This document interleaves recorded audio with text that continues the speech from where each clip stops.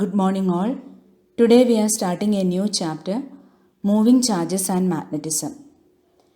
In olden days, electricity and magnetism were treated as separate subjects. Electricity deal with interactions of charged bodies, and magnetism deal with interactions of magnets and compass needles. Experiments of Christian Oersted showed that a compass needle is deflected by passing electric current through a wire near the needle. From these experiments, Oersted concluded that electric current through a conductor produces magnetic field in the surrounding space. I'll show you some examples. In figure 1, you can see a wire which is connected to a battery. That means there is current flow in the wire. You can also see a magnetic compass needle. When we move this current carrying wire towards the compass needle, we can see a deflection in the needle. The magnetic needle can be deflected only by the interaction of another magnetic field. That means the current in the wire produces a magnetic field in the surrounding space. In figure 2 also we can see the same thing. When current is passing through the wire, you can see the deflection of the needle. Some more examples I'll show you. In figure 3 you can see when we on the battery, that means when current is passing through the wire, the iron nail is getting magnetized and the pins are getting attracted towards it. Also in figure 4, you can see the iron fillings are arranged in a particular pattern when current is passing through the wire. From all these examples, we can conclude that moving charges, that means current, produces magnetic field in the surrounding space. If you have a charge at rest, then the electrostatic force on the charge is because of an electric field. Later you will study in detail about electric field in another chapter. When the charge starts to move, then we find that other than electric field, there is another force on the charge which is called magnetic force. So, whenever charge is in motion, you can have electrostatic force because of electric field and also a magnetic force because of another field which we define as magnetic field. So, the magnetic effects were discovered about 2500 years ago when they found that certain pieces of metals attracted other metal pieces, and so the field of magnetism was born. And there have been lot of experiments by various people to discover laws governing the laws of magnetism and their relationship to electricity. So in this part of the module, we will study things about magnetism, magnetic fields, how magnetic fields are generated, what are the forces due to magnetic field, and how we can employ them for various applications. In the next slide, you can see the details of Christian Oersted.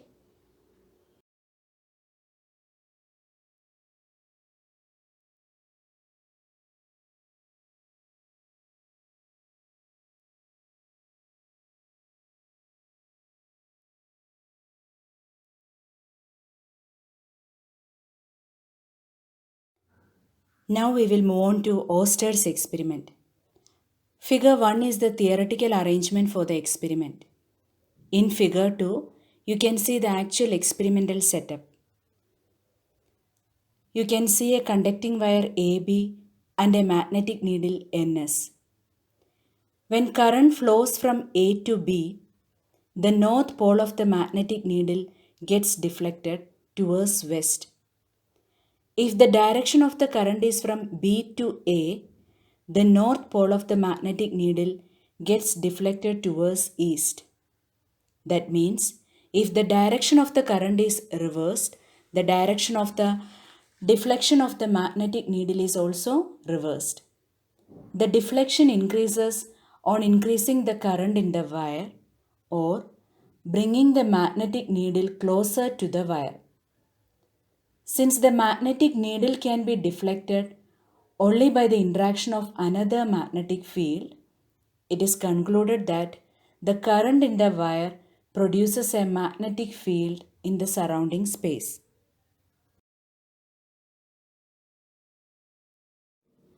Here you can see the actual experimental setup.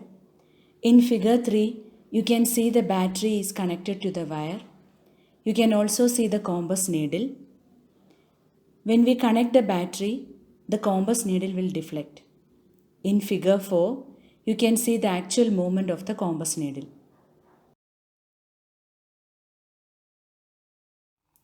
Now the topic is magnetic field. What is a magnetic field? You have seen a magnet. A magnet can attract an iron piece. If here is a magnet, a bar magnet, and if there is an iron piece, then it is going to attract it. There is no contact between the two, but it experiences a force and gets attracted towards it. And it moves and comes here. That means this magnet has applied a force on it. Now, there is no contact. And if there is no contact, then how a force is applied? We know that there are two methods for applying a force. One is by having a contact, that is mechanical force. Then we have another method, and that is what we have seen in gravitation, that is without a contact.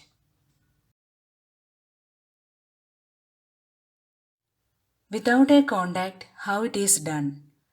We have seen the idea of field. So we can say, because of this magnet, in this space, there is an effect of this magnet. And because of that, the iron piece is experiencing a force. What is this effect known as? Because this effect is due to the magnet, we call it magnetic field.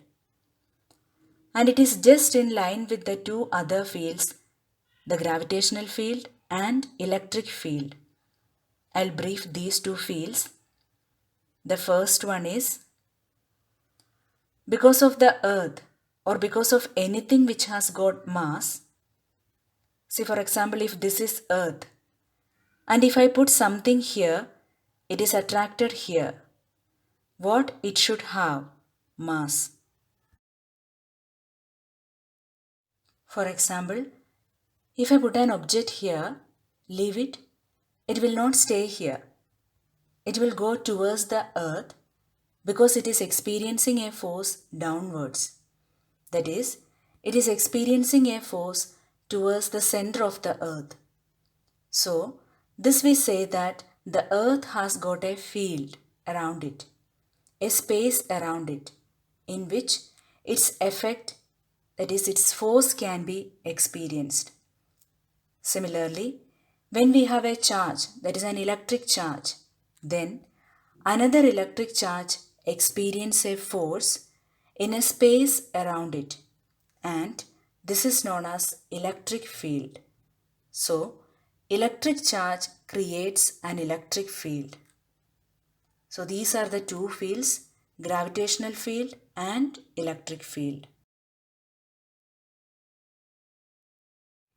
Now we see that due to magnet, another iron piece or another magnet is attracted towards it without a contact.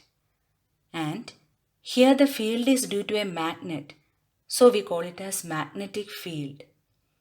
For magnetic field, one very important thing is, number one, who is the source? That means who is creating the magnetic field. And number two, who is experiencing the force in that magnetic field? Is everything experiencing the force? Answer is no. As we have seen in the earlier cases, if this is mass, then the force is experiencing by another mass. And if this is charge, then force is experiencing by a charge. And if this is magnet, then force has to be experienced by another magnet.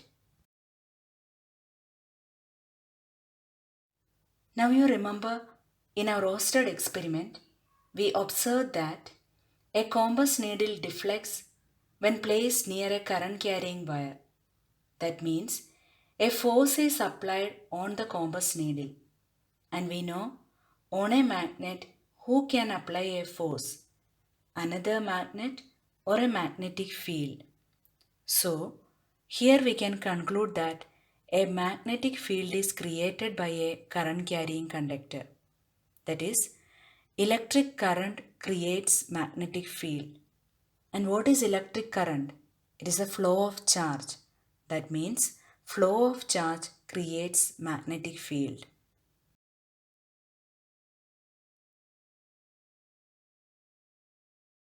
Now there is another thing. Who should experience the magnetic field? So far, a mass is creating a force, a mass is experiencing it. A stationary charge is creating a force, a stationary charge is experiencing it. So, here electric current creates magnetic field. Then, a moving charge should experience the force. But here we say a magnet is experiencing a force. Later, our studies shown that inside a magnet or inside the iron piece, electrons are moving, and electrons are charges, and when they move, they experience a force. So, now our magnet is changed. A magnet is what? It is moving charges.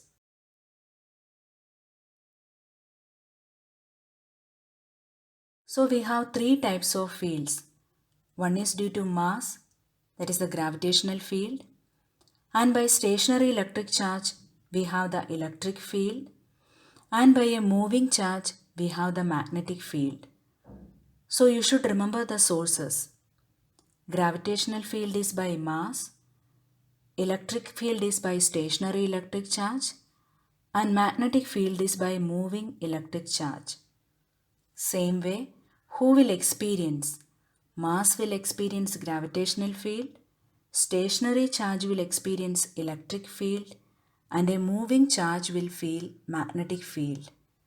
And moving charge makes the magnet. So, how we can define a magnetic field?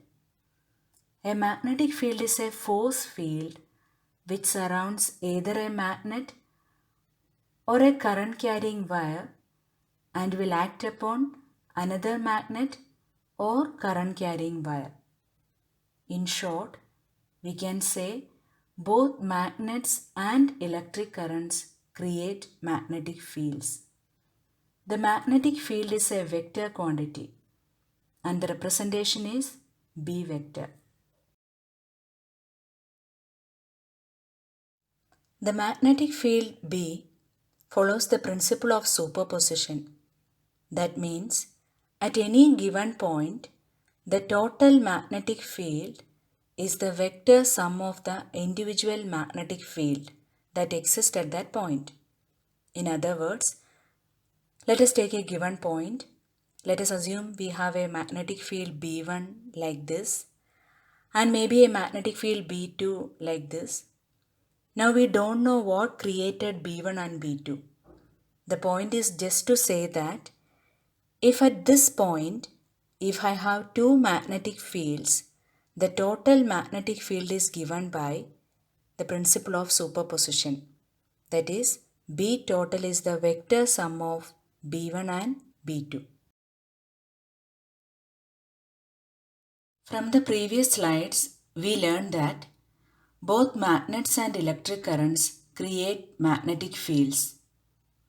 To represent this magnetic field, we need a pattern.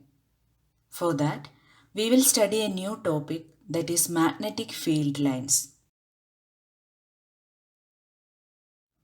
What is magnetic field line? The magnetic field lines are imaginary lines which we make in space. It's imaginary, it's just a drawing, and it gives us certain information. At any point, according to the magnetic field, we draw the line. And when you see the line, you will see It's a pictorial representation of magnetic field. So we can say magnetic field lines are visual realization of the magnetic field. Now when you see the drawings of magnetic field lines, you make certain conclusions. What does any line means? There are certain set of rules which give certain meaning to these lines, and we will study those rules now. That is, we are going to learn the properties of magnetic field lines. The first property, magnetic field lines are continuous, closed loops having no starting or ending point. The magnetic field lines are not real lines. They are imaginary lines and they are closed loops. This is very important. And another important thing, the direction of lines is from north pole of a bar magnet to south pole outside the magnet and south pole to north pole inside the magnet. In figure you can see all the lines are closed loops. There is no starting point and there is no terminating point. So this is the speciality of magnetic field line. So you can remember like this. Outside the direction is from north to south and inside it is from south to north. Now the second property. The tangent to the field line at a given point represents the direction of the net magnetic field at that point. That means at any point the tangent on the line shows the direction of the magnetic field at that point. In figure you can see the tangent to the field line at a point P, and it gives the direction of magnetic field at that point. Here you can see a bar magnet and magnetic field lines. And if you want the magnetic field at this point, what you will do? Draw a tangent here. This is the direction. And you see, these are very close points. But at this point, this is the direction. And at this point, this is the direction. So, at every point of the space, if magnetic field lines are given to us, we can always find the direction of magnetic field at any one single point. And this is the second property. Now the third property. The larger the number of field lines crossing per unit area, the stronger is the magnitude of the magnetic field. That means the crowding of lines shows the strength of the magnetic field, or concentration of lines shows the strength of the magnetic field. See this point, the lines are very close, so the field is very strong. At this point, the lines are quite away, so it is less strong or quite weak. And when it comes here, the lines are much separated. That means the field is even more weak. So, the concentration of lines shows the relative strength of the magnetic field.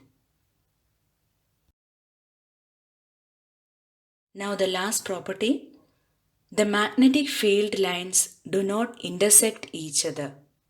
That means no two magnetic field lines will cross each other. For example, we cannot have these two magnetic field lines intersecting at point P, because at point P, according to the first field line, the tangent will be like this, and that will be the direction of magnetic field. And according to the second field line, the tangent will be like this and the magnetic field will be in this direction. So, at the same point, it will have two directions of magnetic field. And this is not possible because at a given point, there is only one direction of magnetic field. So, the magnetic field lines will never intersect with each other.